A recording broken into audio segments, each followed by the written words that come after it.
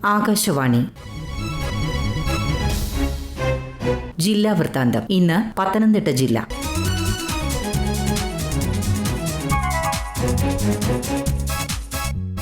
ജില്ലാ വിശേഷങ്ങളുമായി ആകാശവാണി പ്രതിനിധി ശ്രീജി എസ് ശ്രീധർ. ഭക്തിസാന്ദ്രമായി സന്നിധാനം. മണ്ഡലകാലത്തിനായി നട തുറന്ന് ഒരാഴ്ച പിന്നിടുമ്പോൾ ഇന്നലെ വരെയുള്ള കണക്കനുസരിച്ച് സന്നിധാനത്ത് 4,51,097 തീർത്ഥാടകരാണ് ദർശനം നടത്തിയത്. ശബരിമലയിൽ തീർത്ഥാടക തിരക്ക് ഈ വർഷം ഏറ്റവും കൂടുതൽ അനുഭവപ്പെട്ടതും ഇന്നലെയാണ്.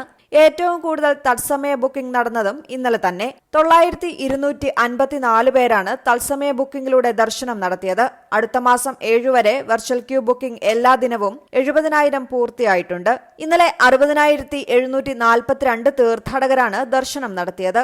തീർത്ഥാടകരുടെ എണ്ണം മുൻവർഷത്തേക്കാൾ കൂടിയെങ്കിലും നട തുറന്നിരിക്കുന്ന സമയം വർദ്ധിപ്പിച്ചതും 18ാം പടി കയറ്റുന്നതിൽ പോലീസിന്റെ ജാഗ്രതയും തിരക്ക് ഒഴിവാക്കുന്നതിനും സുഗമമായ ദർശനത്തിനും വഴിയൊരുക്കുന്നുണ്ട്.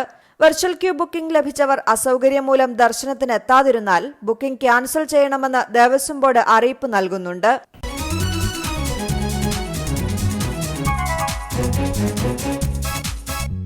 ശബരിമല തീർത്ഥാടകർക്ക് സഹായകരമായി പത്തനംതിട്ട ജില്ലാ ഭരണകൂടത്തിന്റെ നേതൃത്വത്തിൽ മുത്തൂറ്റ് ഗ്രൂപ്പിന്റെ സഹായത്തോടെ പുറത്തിറക്കിയ സ്വാമി ചാറ്റ് ബോട്ട് എന്ന ആധുനിക ഡിജിറ്റൽ അസിസ്റ്റന്റ്. ഈ സംവിധാനത്തിലൂടെ ഭക്തർക്ക് തത്സമയ വിവരങ്ങളും സുരക്ഷാ നടപടികളും അറിയാൻ സാധിക്കും.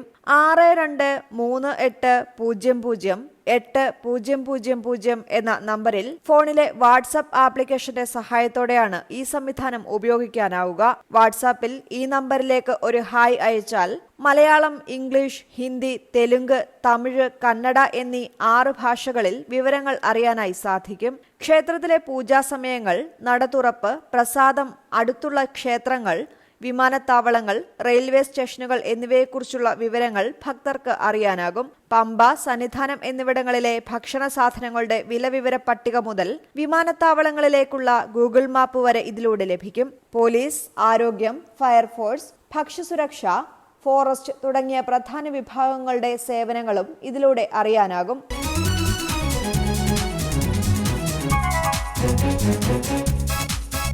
തിരുവിതാംകൂർ ദേവസ്വം ബോർഡിന്റെ കീഴിലുള്ള പത്തനംതിട്ട മല്ലപ്പള്ളി മേജർ തെള്ളിയൂർക്കാവ് ദേവീക്ഷേത്രവുമായി ബന്ധപ്പെട്ട പ്രസിദ്ധമായ തെള്ളിയൂർക്കാവ് വൃശ്ചിക വാണിഭം ഡിസംബർ 1 വരെ നടക്കും. കാർഷിക വിളകൾ, ആയുധങ്ങൾ, പരമ്പരാഗത വീട്ടുപകരണങ്ങൾ എന്നിവയുടെ വിപണനമാണ് തെള്ളിയൂർക്കാവ് വാണിഭത്തിന്റെ പ്രധാന ആകർഷണം. അന്യം നിന്നു പോകുന്ന കാർഷിക ഉത്പന്നങ്ങളുടെ പ്രദർശനവും വിപണനവും ഇവിടെ നടന്നുവരുന്നു.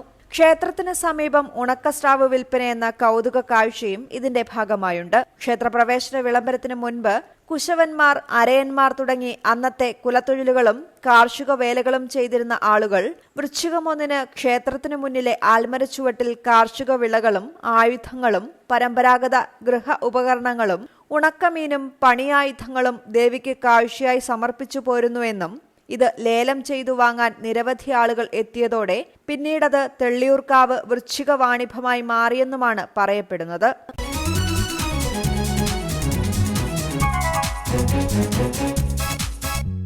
അഗാധമായ ശ്രീനാരായണ ദർശനങ്ങളെ മധുരമായ ഭാഷയിൽ സാധാരണക്കാർക്ക് പകർന്നു നൽകിയ യതിവര്യനായിരുന്നു ഗുരു നിത്യചൈതന്യയെന്ന് കോൺഗ്രസ് വർക്കിംഗ് കമ്മിറ്റി അംഗം രമേശ് ചെന്നിത്തല പറഞ്ഞു. ഗുരു നിത്യചൈതന്യയതിയുടെ ജന്മശതാബ്ദി ആഘോഷങ്ങളുടെ ഭാഗമായി KPCC പ്രസിദ്ധീകരണ സ്ഥാപനമായ പ്രിയദർശിനി പബ്ലിക്കേഷൻസ് പത്തനംതിട്ട ടൗൺ ഹാളിൽ സംഘടിപ്പിച്ച യതി ജന്മശതാബ്ദി സാഹിത്യോത്സവം ഉദ്ഘാടനം ചെയ്ത് സംസാരിക്കുകയായിരുന്നു അദ്ദേഹം. ശാസ്ത്രവും ആത്മീയതയും സമന്വയിപ്പിച്ച വിശിഷ്ട വ്യക്തിയായിരുന്നു ഗുരു നിത്യചൈതന്യയതി. അദ്ദേഹം ആധ്യാത്മികതയുടെ വിതരണക്കാരനായിരുന്നില്ല, മറിച്ച് ജ്ഞാനത്തിന്റെയും സ്നേഹത്തിന്റെയും വിതരണക്കാരനായിരുന്നുവെന്നും ഉദ്ഘാടന പ്രസംഗത്തിൽ അദ്ദേഹം പറഞ്ഞു. Priyadarshini publications vice chairman advocate Pazhakulam Madhu അധ്യക്ഷത വഹിച്ചു. ജന്മശതാബ്ദി ആഘോഷങ്ങളോടനുബന്ധിച്ച് ഗുരു നിത്യചൈതന്യയതി രചിച്ചിട്ടുള്ളതും യതിയുടെ കൃതികളെ പ്രമേയമാക്കി വിവിധ സാഹിത്യകാരന്മാർ രചിച്ചിട്ടുള്ളതുമായ പുസ്തകങ്ങൾ ഉൾപ്പെടെ വിവിധ പ്രസാധകരുടെ വിപുലമായ പുസ്തകോത്സവവും സംഘടിപ്പിച്ചിട്ടുണ്ട്. ഇതിന് നാളെ സമാപനമാകും. ജില്ലാ വൃത്താന്തം സമാപിച്ചു.